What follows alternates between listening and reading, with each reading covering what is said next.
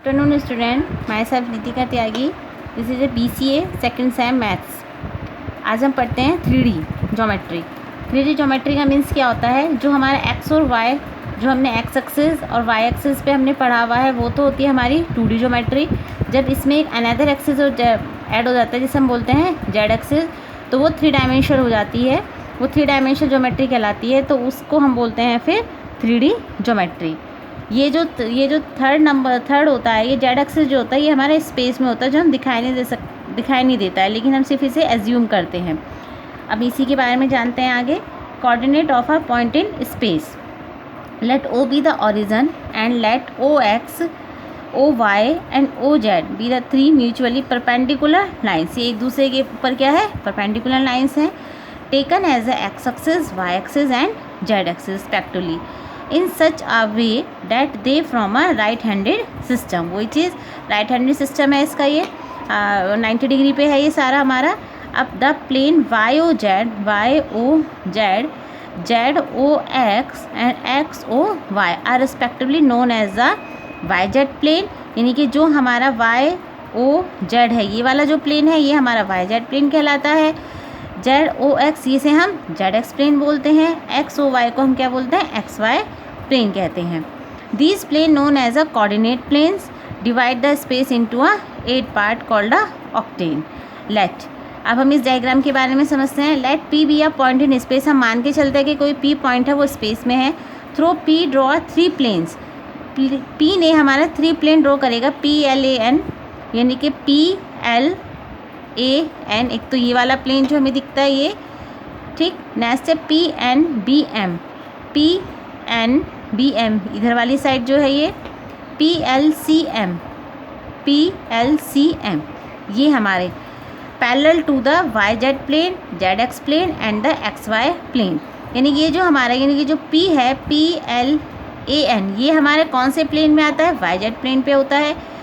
PNBM ये हमारा कौन से प्लेन में आता है, ये हमारा ZX प्लेन में आता है। एंड लास्ट इज PLCM, ये वाला जो प्लेन है, ये हमारा XY प्लेन पे आता है। And meeting the X axis, Y axis and Z axis, जो एक दूसरे पे का मीट होता है, X axis, Y axis and Z axis पे, एट द पॉइंट ABC, जिसका हमने नाम क्या दिया है, A, B एंड ये C। Completely the parallelepiped whose continuous edges are OA, OA, OB and OC।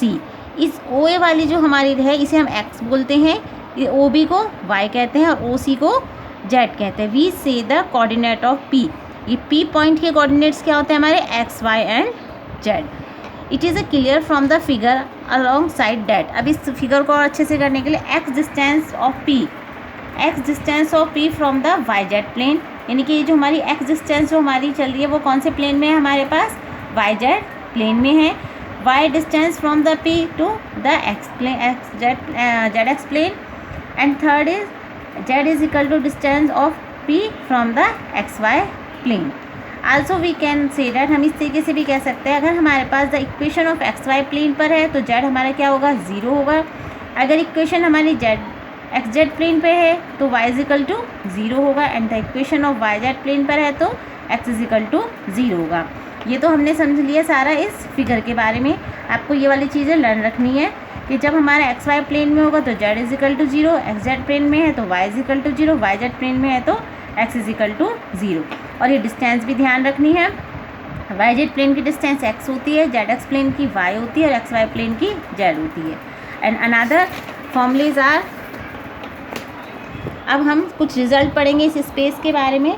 Distance between 2 points, अगर हमारे पास द डिस्टेंस बिटवीन 2 पॉइंट्स की डिस्टेंस है, माने हम एक पॉइंट ले लेते हैं x1, y1 एंड z1, दूसरा ले लेते हैं x2, y2 एंड z2। तो इन दोनों की अगर हम डिस्टेंस करेंगे तो फॉर्मूला होगा √x2 माइनस x1 का whole square plus y2 minus y1 का whole square plus z2 minus z1 का होल स्क्वायर। ये बिल्कुल प्रीवियस है, जो 12th क्लास में पढ़ा हुआ है, उसमें हमने XY में पढ़ा था, यहाँ पर सिर्फ एक क्या आ गया, Z आ गया। सेम फॉर्मूले हैं।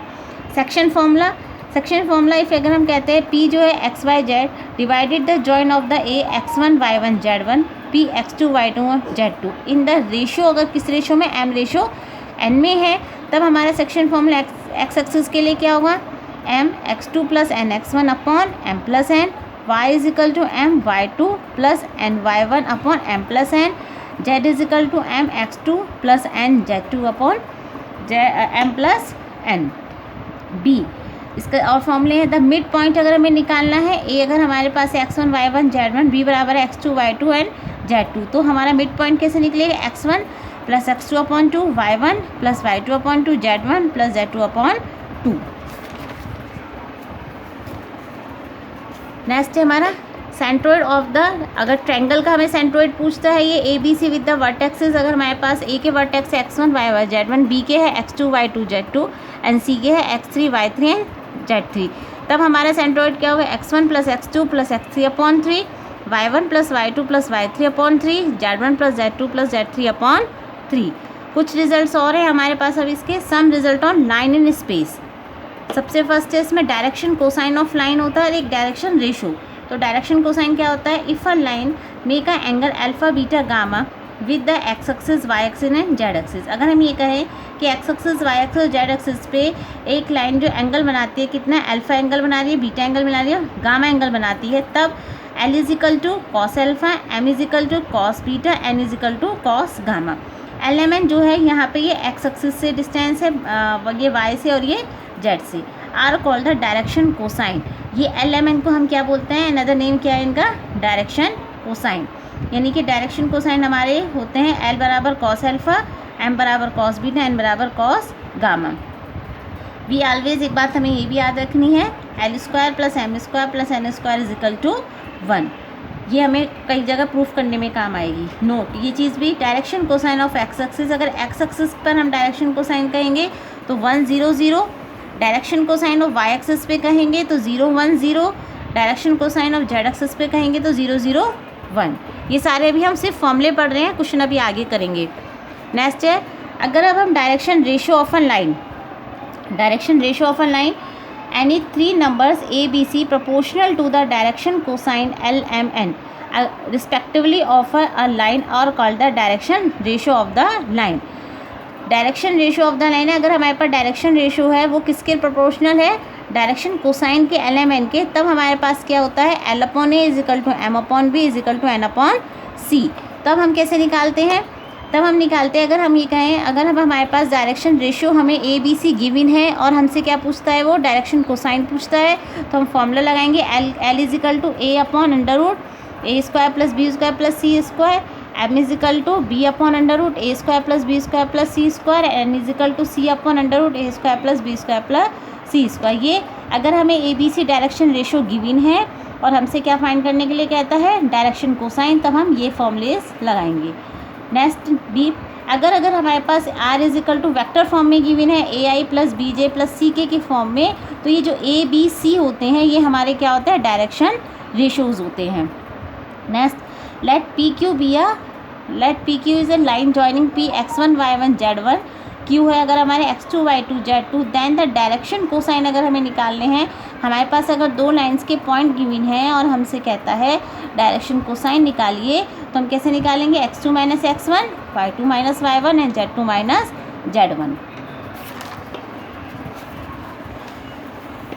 अब हम नेक्स्ट फॉर्मूले, एंगल बिटवीन टू लाइंस, अगर हमारे पास टू लाइंस है और उनके बीच में क्या पूछता है, वो हमसे एंगल पूछता है।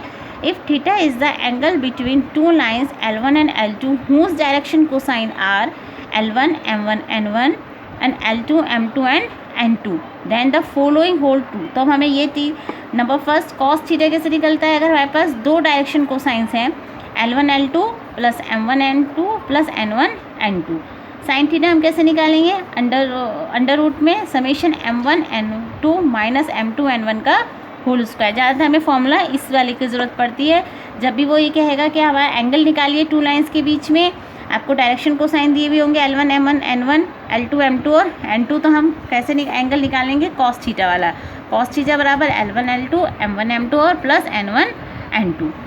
अगर हम कई बार वो पूछते हैं कि अगर हमारे पास टू लाइंस है L1 एंड L2 और वो एक दूसरे की क्या है, परपेंडिकुलर है, तब फॉर्मूला लगता है ये L1 L2 plus M1 N2 plus N1 N2 equals to 0, यानी इन सबको कैलकुलेट करके इज इक्वल टू कितना आना चाहिए, ज़ीरो आना चाहिए तो हमारी लाइन क्या होती है, एक दूसरे के परपेंडिकुलर कहलाती हैं।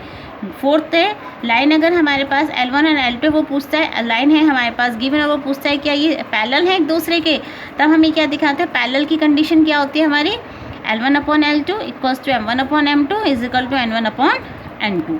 तो ये तो थे हमारे बेसिक सारे फॉर्मूले।